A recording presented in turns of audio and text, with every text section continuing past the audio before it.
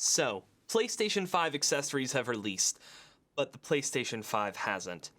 So, there in a way isn't too much I can say about these, but I did intentionally pick some accessories to talk about that I can give you some impressions on without having to have a PlayStation 5. This video specifically is going to focus on the controller and the charging stand, although I'll have another video talking a little more in depth about the Pulse 3D headset, since that works also with the PlayStation 5, PC, Mac, and apparently even Nintendo Switch, so go check that one out if you're interested. So, let me move this box out of the way. So we have the DualSense wireless controller here.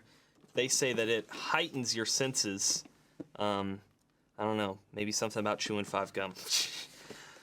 I've heard really great things about this from all of the media who's gotten to test it out with Astro's Playroom, and it's just on the PlayStation 5. Although I myself obviously don't have a PlayStation 5, I can't test it out there. But yeah, it's just in there. Some great little documentation. That's, you know, exciting. Yeah. Pull it out there. It's weird to be finally seeing this in person after seeing so many videos and photos of it, to actually have it here. So one thing I notice at first is immediately how much longer these handles are. I don't know, like on the DualShock 4, which I have over here, when I hold this, I kind of feel like my pinkies want to slide off the bottom of it. And kind of fall off there. But holding this, it feels a lot more solid down there. I also really like the texture that this has on the back of it. You probably can't get a close-up on this because it's really hard to see, but it's actually all the PlayStation symbols. So it's X's, O's, triangles, and it has this really nice, kind of like a really, really fine sandpaper.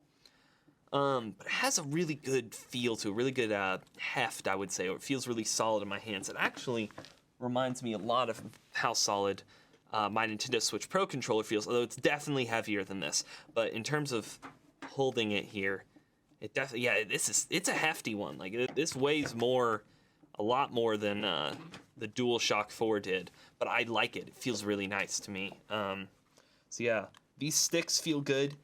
They do have kind of a stickiness to the rubber. I will say these had to be replaced since this is a first-gen PS4 controller and they had the issues with the rubber. I don't think that that's going to happen with these. These feel pretty solid. They're really quiet. Over...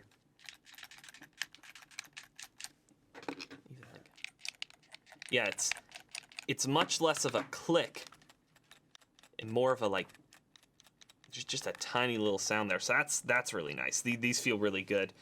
Let me press some more buttons here. So it definitely feels like these face buttons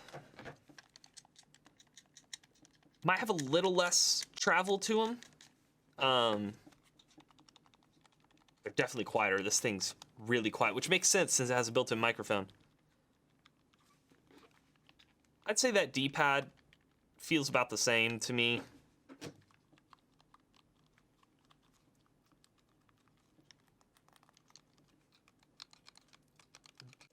Yeah, these triggers feel pretty solid. I think, yeah, going back to the old ones, these feel like they go really quick through the motion there. They kind of fall really quickly, where these definitely feel like they have a bit more of a pull to them.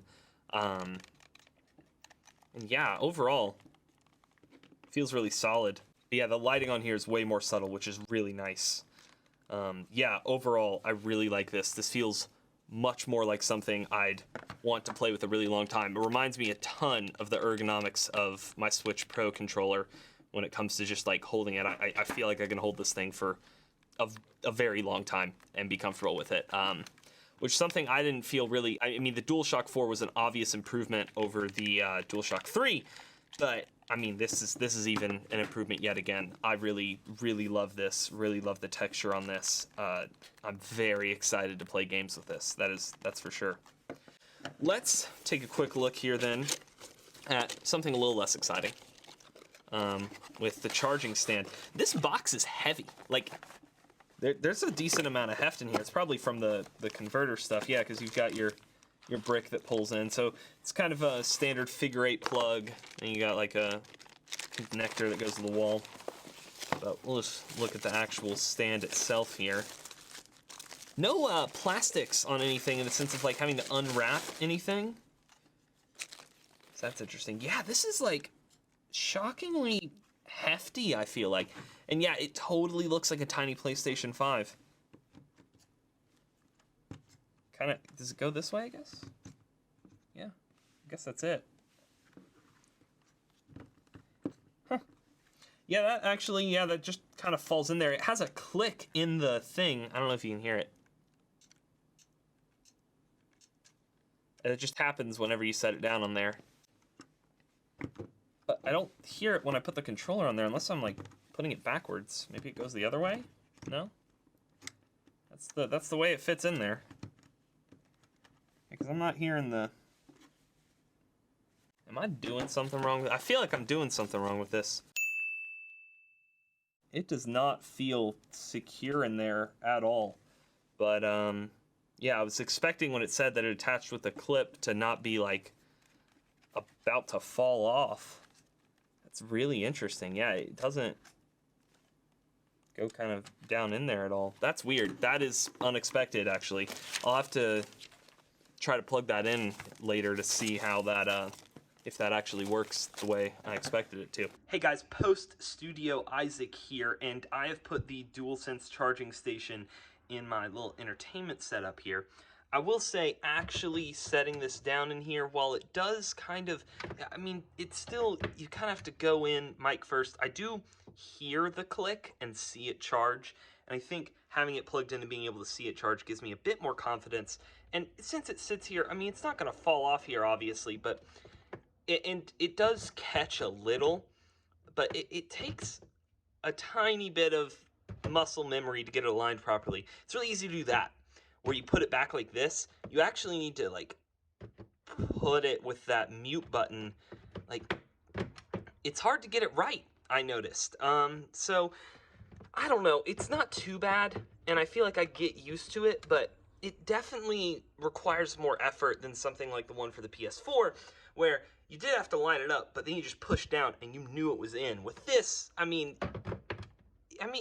I'll get used to it. It's not too bad. But, yeah, I think I kind of get it a bit more now, but I still don't love it.